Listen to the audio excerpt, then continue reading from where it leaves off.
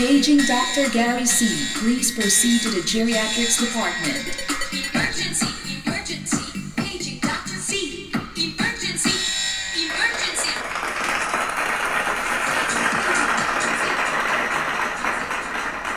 Hello po!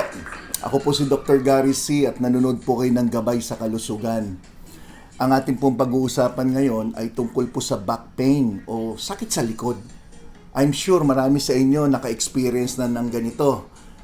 Hindi nakapasok sa trabaho o kaya nung may eskwela pa, absent sa school dahil masakit ang likod, dahil napaka-uncomfortable at the same time, debilitating. Ibig sabihin, nakapangihina.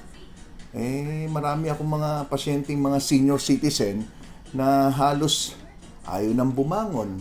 Ngayong mga panahon naman na maraming nasa bahay, palagi nakahilata, hindi na nakakapasyal, hindi rin nag-exercise, maraming nakakaranas ng pagsakit sa likod. So yan po yung mga tinatawag natin na back pain.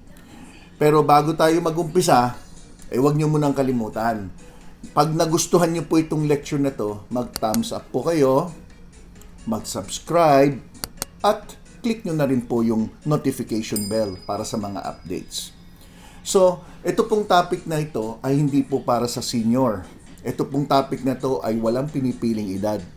Maski po yung mga bata-bata, maski na po elementary, maski na po high school, ay pwede po makaranas ng back pain.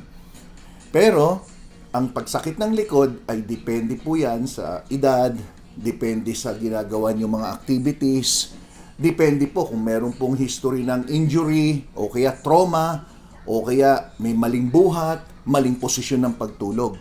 So, pag-uusapan natin ngayon yan. Mahaba po itong topic na to. Hindi po tayo yung, Dok, masakit ang likod ko, ano pong gamot iinumin? Mali po yan. Kasi po, ang purpose po ng Gabay sa Kalusugan, ipaliwanag sa inyo kung ano yung mga dahilan ng inyong karamdaman, bakit kayo nagkaroon, ano yung mga dapat yung pag-ingatan o mga warning signs, ano yung dapat yung gawin na tulong pang sarili. Hindi po yung anong gamot, Dok. Hindi po ganon. Kasi kung gamot ang pag-uusapan, sigurado ako, pag sinabi nyo masakit ang likod, sigurado pain reliever ang ibibigay.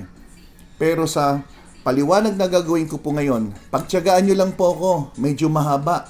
Kasi karamihan po sa inyo, gusto yung nagpapaliwanag yung doktor. Ngayon po, complete lecture po ito. After this lecture, halos naintindihan nyo na lahat ng mga posibleng dahilan ng bakit sumasakit ang likod nyo. Siyempre, hindi naman pwedeng pag-usapan lang natin yung sakit sa batok. Paano ko yung nanonood ngayon, ang masakit yung kanyang lower back. Di ba? So, okay. Unahin muna natin sa pagpapaliwanag sa tinatawag na anatomy. Okay. So, yan pong nakikita nyo ngayon sa screen. Yan po may apat na bahagi po yung tinatawag natin na spinal column. Ito po yung buto mula po sa batok hanggang papunta po dun sa pinakadulo pa ng puwet, yung pinakailalim. So yan po yung nahahati sa buto na tinatawag na cervical spine. Yan po ay 7 pinagduktong na buto. Yung sumunod ay thoracic spine. Yan po ay 12 na pinagduktong na buto. Lumbar spine, 5 po yan. At pelvic. Yung pelvic po ay pinagsamang sacrum at yung tinatawag na coccyx. 5 po ang total na bilang yan. Pero nag-fuse po yung sacrum. So, 4 na nagdikit-dikit at may pinakabuntot. Yung nakikita nyo sa pinakadulo, yan po yung tinatawag na coccyx. So, yan po ang, yan po ang buo na tinatawag nating spinal column. O kaya yung buto natin. Ngayon, yung mga sakit na nararamdaman nyo po, halimbawa, sa may bandang batok hanggang umaabot hanggang ulo, ay maaari may kinalaman po sa buto nyo dyan sa tinatawag na cervical spine. So, 7 nga yan. Sa pagitan ng bawat buto na yan, mula dun sa taas, sa cervical spine, hanggang dun sa pinakailalim, meron po mga dumadaan ng mga nerve, blood vessel, ligament, at kung ano-ano pa. So, himayin natin ngayon yung buto na mga binanggit ko. So, ito po. Ipapakita ko ngayon sa inyo yung halimbawa ng isang buto. Yan pong nakikita nyo ngayon sa screen ay halimbawa ng tinatawag nating buto sa likod o yung tinatawag na vertebra. At kung mapapansin nyo, yung kulay pula po na yan, okay, yung tinatawag nating spinal cord, dyan ho nagkakaroon ng branches o sanga-sanga, okay, ng mga nerves na tinatawag na kumakalat sa buong katawan natin. Okay. Ngayon, ang pinaka-common na daing palagi ay yung tinatawag na low back pain. So, low back pain ang masasabi natin majority ng mga dumadaing na masakit ang likod. Low back pain. So, ano po yung low back pain? Yan, yung nasa picture po, nakikita nyo po. Kung sino sa inyo na ngayon mismo ay nakakaramdam ng ganyan, yan po yung tinatawag natin low back pain. So, ang low back pain, kadalasan ang problema ay nagmumula dun sa lumbar spine, dun sa disc. Yung disc po, yan yung nasa pagitan ng dalawang buto na tinatawag na vertebrae. Mamaya ipapakita ko sa inyo. Tapos, may mga ligaments, may spine, tapos may disc, may spinal cord, may nerve, at may mga muscle, no? So, ito po yan. So, pakita ko po sa inyo, no? Ngayon, yung upper back pain, yun naman yung sa may bandang batok hanggang doon sa may bandang likod, no? Yan, nakikita nyo, batok at ibaba nyo pa ng konti doon sa may thoracic area. Kadalasan naman, ang mga problema naman dyan, may kinalaman naman sa buto, pero posible po na sumasakit ay may kinalaman sa internal organ tulad ng aorta, yung pinakamalaking ugat natin, papunta sa may puso, no? O kaya pwedeng problema sa baga, mga tumor, halimbawa, o kaya maski na tuberculosis, pwede mag-cause ng upper back pain, at spine inflammation o pamamaga ng buto nyo sa likod. Pag sa cervical spine naman po, yung sa pinakataas, no, yung unang-unang buto sa taas, yan po ay maaari nagkukos ng pananakit ng ulo, pagkahilo, pamamanhid. Minsan may pasyente pa nga ako, umuugong ang tenga dahil may kinalaman yan doon sa cervical spine na naapektuhan. Ngayon, pakita ko po sa inyo itong isang dahilan kung bakit humihina ang ating buto, lalo na sa mga nagkakaedad. Yung tinatawag na osteoporosis. Dito po sa nakikita nyo ngayon, yung osteoporosis po, ibig sabihin yan, yung mismong buto nyo ay parang naging biskotso o parang lumambot, naging ampaw. Kumbaga sa poste, nagkaroon ng anay, kaya medyo naging marupok yung poste. So kung nakikita nyo po ngayon dyan sa image, yung buto nyo po na tinatawag na vertebra, o kaya yung mga tinatawag yung spine, parang nagkaroon ng crack o kaya numipis. So yan po yun. At yung sa pagitan ng dalawang buto, yung kulay medyo green dyan sa screen, no? Yan po yung tinatawag nating disc. Okay, so nagsusupport yung disc dun sa dalawang buto para hindi magkiskisan po yan o para hindi maguntugan. So, ano bang itsura ng likod natin? O ito po, alisin natin yung balat at ito po magiging itsura ng likod natin. Meron pong muscle, ligaments, tendons, disc, bones na pinagduktong-duktong. Pero pag tinanggal mo yung balat, ang una makikita mo dyan, tinanggal mo yung balat, tinanggal mo yung mga taba-taba, yung mga subcutaneous fats na tinatawag, ang makikita nyo, muscle. So doon po sa image, meron po mga muscle ang ating likod, napakaraming muscle. So may muscle na tinatawag na trapezius, may tinatawag na levator scapula. Levator scapula para may gagalaw-galaw mo yung balikat mo.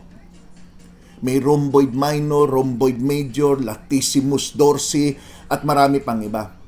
Gusto ko lang i-analyze nyo. Yung mga muscle na yan, nasaan area yung masakit sa inyo? Posible po na yung nararamdaman yung sakit sa likod, walang kinalaman sa buto. May kinalaman lang sa muscle. So, yung pwedeng paninigas ng muscle o halimbawa, ikaw ay nauntog o hinampas ka sa likod. Depende dun sa lugar ng muscle na tinamaan. Maari yung dulot-dulo o yung mismong nakikita nyo sa screen, pwedeng buo doon ang sakit. So, kung nasaan yung area. So, yan yung muscle. Ngayon, pag hinimay mo pa lalo, tinanggal na natin yung muscle. Ano na yung susunod? Gusto natin makita yung lobe. So, makikita naman natin ito.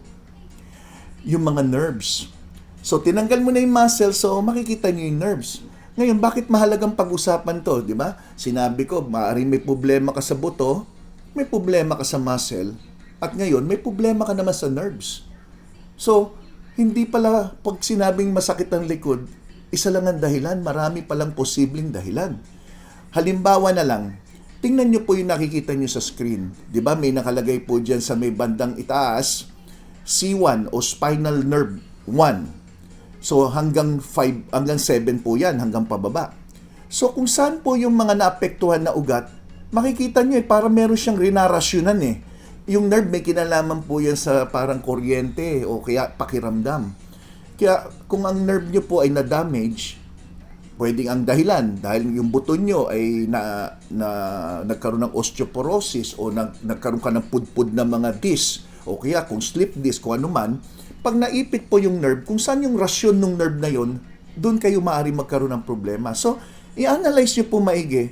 So, mula pala sa batok hanggang doon sa may pinakadulo na, no? Sa may pinaka-coccyx. Nakikita nyo po sa picture yung coccyx. Mapapansin nyo po ang dami mga kuryente. So, bawat ugat na yan, o bawat nerves, meron pong sinusupplyan niya na lugar. Kaya huwag kayong magtaka, bakit masakit palagi ulo ko? Kasi yung C1, C2, usually papunta yan sa brain, papunta sa mukha. Kaya minsan nangangalay yung mukha niyo, minsan mabigat yung isang parte ng mukha, no? So nerves yan, no? So yan yung nerves. Ngayon, pag tiningnan niyo po yan, di magkakaroon na po kayo ng idea, di ba? Magkakaroon na kayo ng idea, banda rito yung sumasakit sa akin Ano kayang sinusupply niyan? Ngayon, ipapaliwanag ko po sa inyo Tingnan niyo po yung maigi to. Kasi may mga pasyente po, ito po ang nangangalay, namamanhid. May kinalaman pala dito sa buto rito sa may batok. So, ipapakita ko ngayon sa inyo. O, ito po. So, nakikita nyo po ba yung picture na yan na may parang model tayong tao na iba-ibang kulay?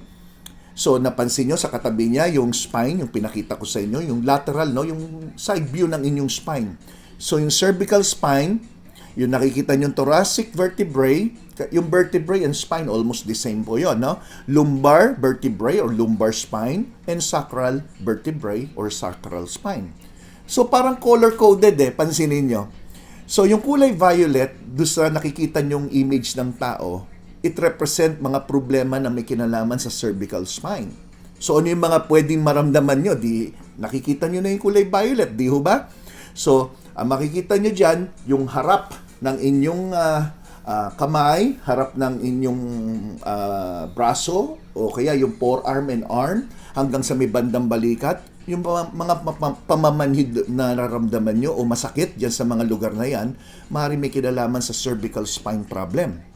Yung kulay green, nakikita nyo po yung kulay green, yan yung thoracic vertebrae or thoracic spine, may kinalaman sa abdominal area. So, yung dibdib nyo hanggang dyan sa may bandang malapit sa puson na tinatawag, no? So, at makikita nyo, may parte din po ng bandang loob ng inyong bawat braso. So, yan yung kulay green. Then, yung kulay orange, yung lumbar spine, karamihan ng mga masakit ng lower back, dumadaing yan ng masakit o nangihina ang mga binti, o kaya ang kanyang legs, o kaya ang kanyang talampakan. So, nakikita nyo po yung kulay orange, lumbar spine or lumbar vertebrae, any problem na may kinalaman dyan, pwede may kinalaman dyan sa nararamdaman nyo sa lower extremities. So, ano ngayon yung kulay pula? Yung kulay pula, lahat ng may kinalaman naman doon sa may sacral vertebrae, yung pinakadulo. Kadalasan nagkakaroon ng injury dito kung kayo po'y nadulas na paupo.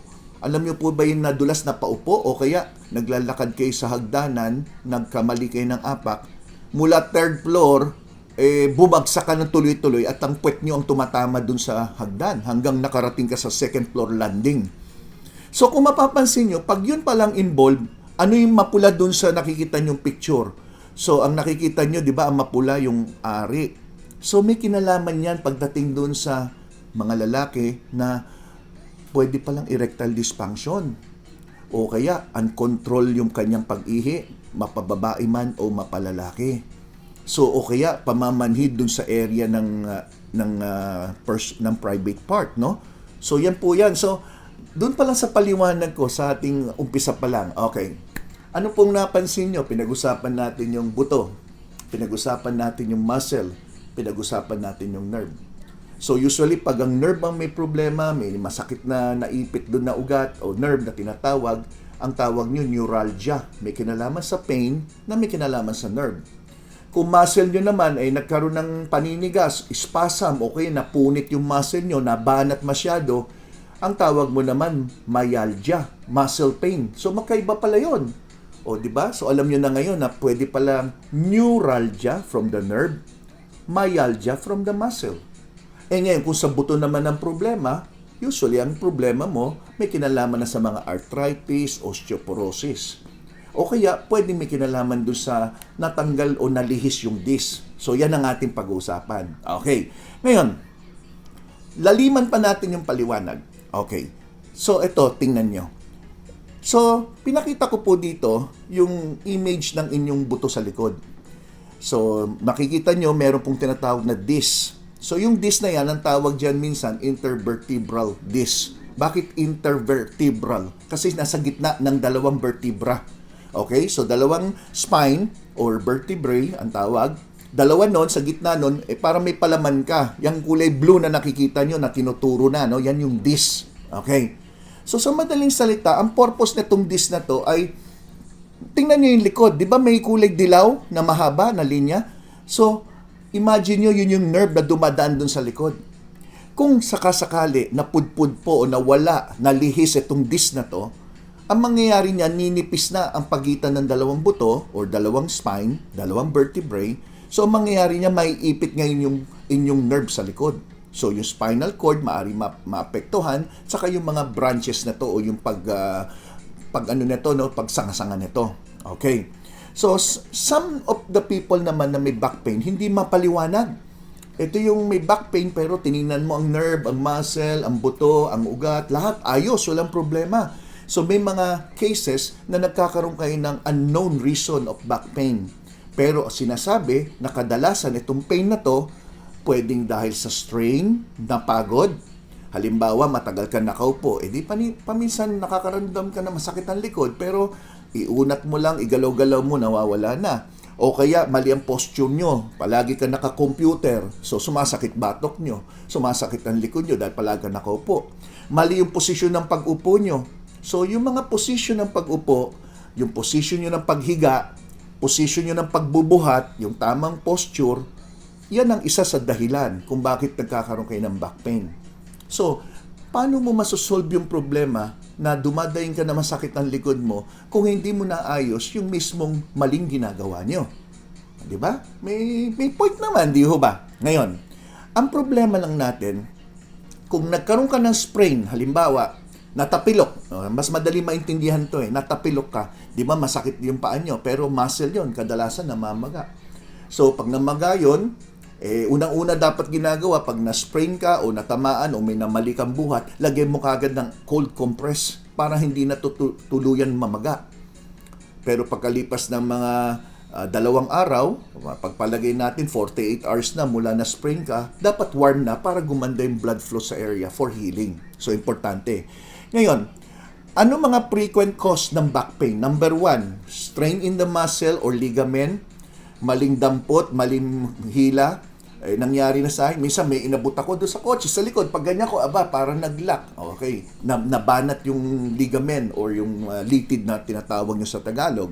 Number 2, muscle spasm. Yung muscle spasm, paninigas ng muscle. Halimbawa, parang yan na goma, rubber band. So, meron kang rubber band na bago, biglang mong binanat ng gano'n, biglang naputol. Hindi mo kasi binigyan ng sapat na panahon para ma-stretch yung rubber band. So, ganun din po muscle. Bigla kang napatakbo. Bigla kang tumalon na hindi mo man lang inunat-unat mo na. So, nagkakaroon ng tinatawag na muscle spasm. Then, muscle tension. Kadalasan naman yan, yung mga tao naman under stress. So, posible sumasakit ang likod nyo dahil sa sobrang stress. Usually, pag masakit naman ang likod, pag under stress, ang masakit batok, tsaka balikat. So, patriangulo yan. Mula sa batok hanggang sa may balikat, maramdaman mo masakit. Usually, yun ang dahil sa muscle tension. But pag muscle tension due to stress, may kasamang sakit ang ulo yan. Parang masakit ulo, nahihilo, mga ganyan. Okay. So, ano pa? Damaged disc. So, damaged disc, no? Ano yung mga damaged disc? Ayan yung mga slip disc na naririnig nyo. Okay? Mamaya ipapaliwanag ko yan. O kaya pwedeng injury tulad ng fracture, nadulas, tumama, nabugbog yung laman, o kaya na-fracture. So, ito yung mga kondisyon na seryoso. Ngayon, pagdating naman sa mga sprain or muscle spasm, ito po ang number 1 na dahilan. Maling pagbuhat, maling posisyon ng pagbuhat, at mabigat masyado yung binubuhat. Ito pong tatlong to, tandaan nyo po. Halimbawa, papakita ko to sa inyo. May isa tayo nakikita dyan sa image na yung babae, binuhat niya yung mga files, no? Pero ang ginawa niya, instead na yung tuhod ng kanyang ibinen o nayuko, ang yinuko niya yung likod. So, ang nangyari sa biglang pagbuhat niya, makikita niyo po dyan sa may kanan, na biglang nagkaroon ng torn muscle or torn ligament. Kumbaga yung biglang pagbuhat niya na napakabigat, pag angat niya ngayon, biglang parang sumakit. At meron akong isang pasyente na alala nagpunta sa clinic. Siya ay nagmumotorsiklo. So, pinark niya yung kanyang motor. Ngayon, nung pagpark niya, hindi niya naayos yung pagbaba ng stand. Yung pinakasuporta ng motor. So, pagkababa niya ng stand, medyo palayo na siya ng motor, biglang naramdaman niya na parang pahulog yung motor. So, ang ginawa niya, inabot niya bigla. Na hindi na nag-isip kasi ang takot niya na madamage yung motor niya. Inabot niya bigla. Pag-abot niya ng biglang ganon, nahulog siya kasabay ng motor, pero ang problema, yung motor hindi na-damage. Ang na-damage yung likod niya. Unfortunately, itong pasyente na to, minalas-malas talaga, ang ending na operahan. Yan. Kasi talagang nagkaroon ng torn muscle and ligament sa kanyang buto sa likod. So, hindi po biro yan. Ang next problem naman po natin, no, yung tinatawag na structural problem. So, pag sinabing structural problem, yung mismong anatomy ng buto. Kasi ang normal na buto, di ba? Diretso yan. Pero may mga kurba yan. Ngayon, yung mga kurba na yan ay supported yan dahil doon sa mga disc. Kaya nga ang buto nagagalaw natin sa likod dahil pinagduktong-duktong yan eh. Imagine nyo kung diretsong buto yan, paano ka makakagalaw? Siyempre, pinagduktong-duktong yan, parang daliri. Di ba? Ang daliri natin, kung diretso lang yan, paano natin mabibend yan? So, kailangan natin i-bend yan. Dahil duktong-duktong. Ganon din ang ating mga pulsuhan, yung siko, duktong yan eh. Okay. Ngayon, pag tininan mo ang spine, ito po nangyayari. Nagkakaroon ng structural problem. So, ito po. So, yan nakikita nyo po ngayon. Ay papakita ko po yung normal disc. Yan po yung sa taas. Excuse me nga pala, kung napansin nyo po yung disc kanina, ang spelling D-I-S-K-S, disc. Madami yun eh. Bakit itong isa nakalagay D-I-S-C? Pareho lang po yun. Ang pagkaiba, yung K, D-I-S-K, mga salitang Amerikano. Ito pong letter C ang dulo, galing sa salitang Britain. So, ganun lang. Ewan ko bakit ganun. Parang sigurong kalookan letter C o kaya kalookan ng letter K, no? Okay, so balik tayo dun sa image. Normal disc. Kung mapapansin nyo po yung normal disc, yung pinapakita po dyan sa screen, ayos na ayos. So, normal yan ang itsura. Pag bulging disc po, mapapansin nyo ba parang may nakaumbok? Nakikita nyo po ba? Bulging disc, may nakaumbok. Pag nakalagay herniated disc, ibig sabihin niya, nalihis na. Ang palagi kong sinasabing sample dyan ay para ka naglagay ng keso sa dalawang tasty. Tapos, normal yung keso, pero pag pinikpit mo yung dalawang tinapay, lalabas yung keso sa gilid. Yan po yung herniated disc. So, pag ganyan po, mild, maaring makuha po ng konting therapy, pwedeng nandyan yung problema, pero hindi kayo napipinsala. Pero sa severe cases ng herniated disc, yung talagang nakalis na talaga, na tipong kalahati na ang nakalabas, wala na tayong choice doon, kundi operation. Sumunod is degenerative disc. Ito kadalasan naman sa mga nagkakaedad. O kaya kung kayo po'y dating atleta, takbo ng takbo, talon ng talon, napupudpud po itong mga disc na ito. Ang disc po, halos pareho po yan ng cartilage sa ating tuhod. So imagine nyo po na tuhod nyo yan. So yung tuhod ho, pagitan ng dalawang buto, ng buto nyo sa hita at saka buto nyo sa binti, meron tinatawag na cartilage. Ang purpose ng cartilage, parang unan, parang kutsyon. Para mas tumatagal kayong umupo sa silya kung malambot, kung may kutsyon. Kaso kung walang kutsyon, masakit sa puwet. Ganon din nangyayari sa tuhod nyo. So pag nakaupo ka, hindi masakit, pero pag tumayo ka, magdidikit na yung dalawang buto na yan. Kung mabigat ka pa, overweight, mas lalo masakit. Then lastly, makikita nyo thinning of the disc. Age-related din yan and trauma. So, kung mapapansin nyo po, may normal disc, bulging, nakaumbok, herniated, ibig sabihin nalihis na. Tapos degenerative, yung medyo dala na nagkakaedad, unti-unting nagkakaroon ng degeneration na tinatawag. then thinning o paninipis. Yung bulging disc, yung ruptured disc, o kaya bulging disc, talagang nagbibigay ng pressure yan. So, kasi naiipit eh. So, tandaan nyo po, sa likod niyang disc na yan, may dumadaan na mga ugat. So, pag yung disc na yan ay napudpod, nawala, nalihis, nawala sa tamang posisyon, naiipit yung nerve at yun ang natawag natin mga neuralgia o nerve pain. Okay.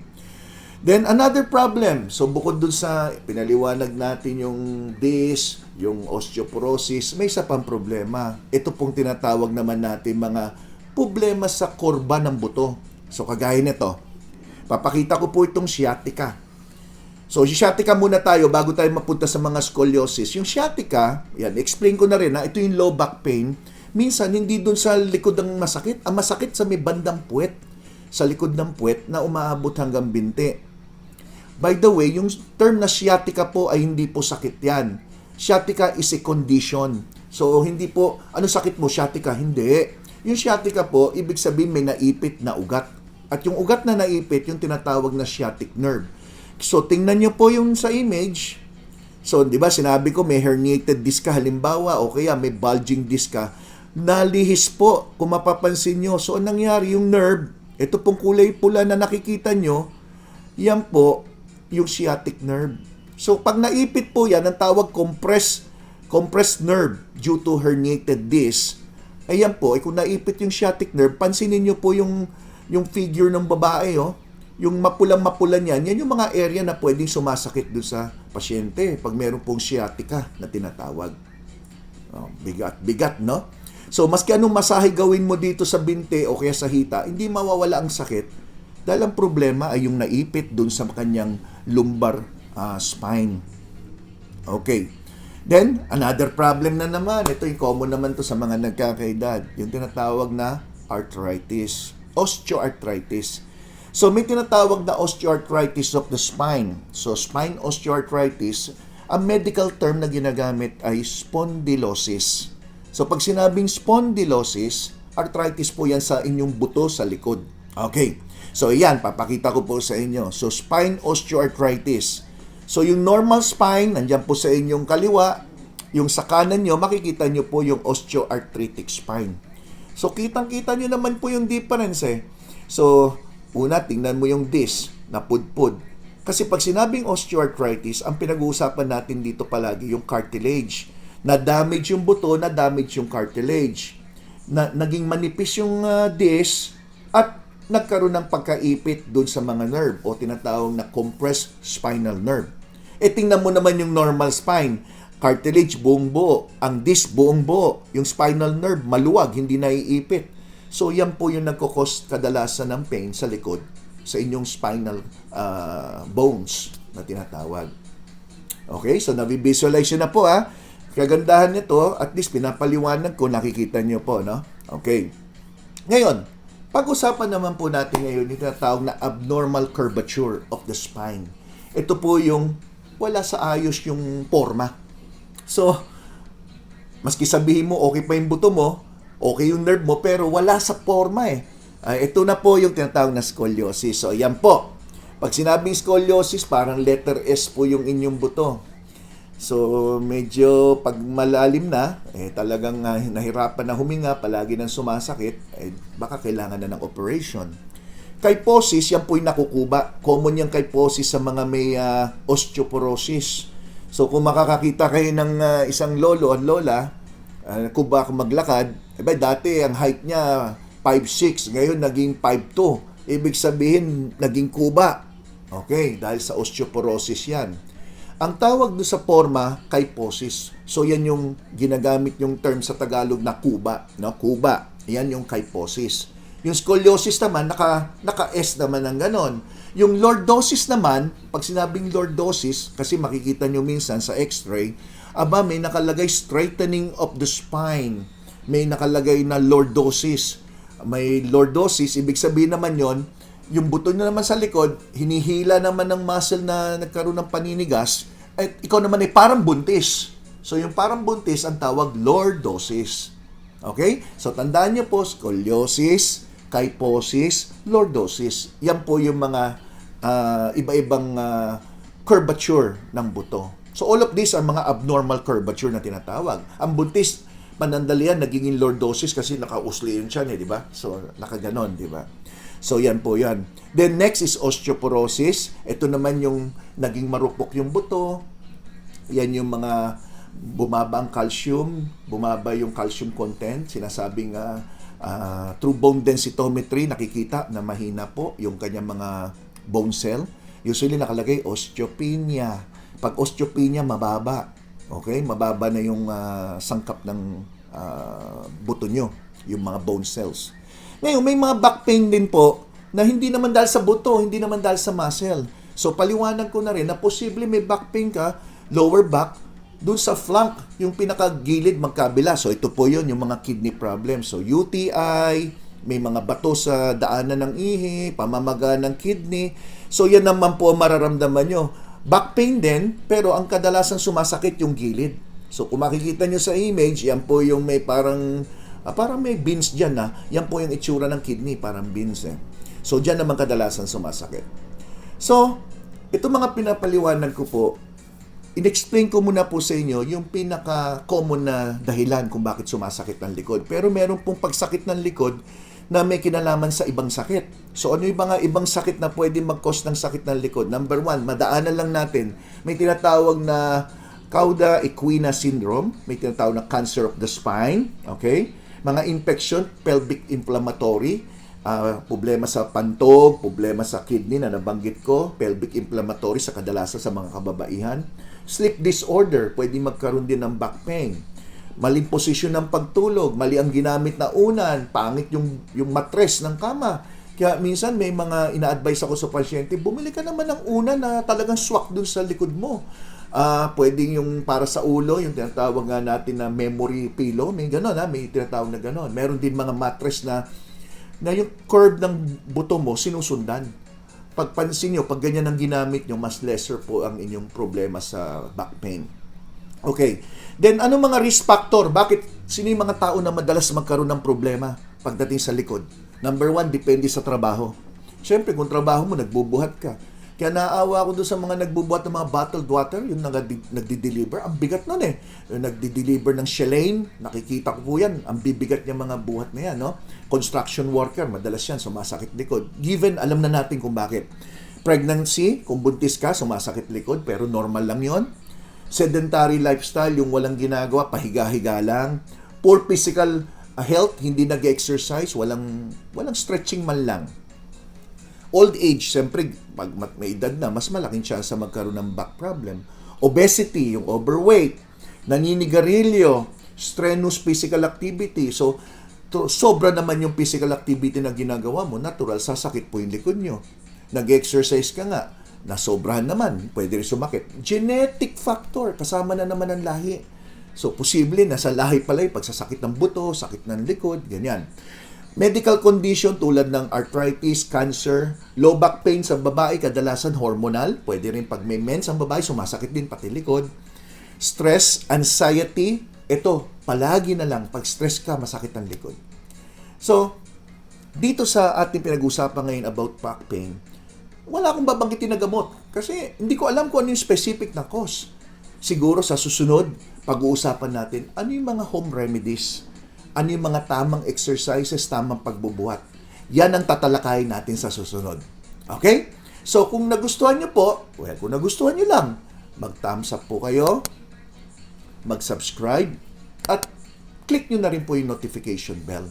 At nagpapasalamat ako, na-reach na po natin yung 500,000 na subscribers. Maraming salamat. At ginagawa ko po lahat para yung paliwanag maging interesting. Yung madaling intindihin at hindi kayo maboboard. So sana nagustuhan niyo po.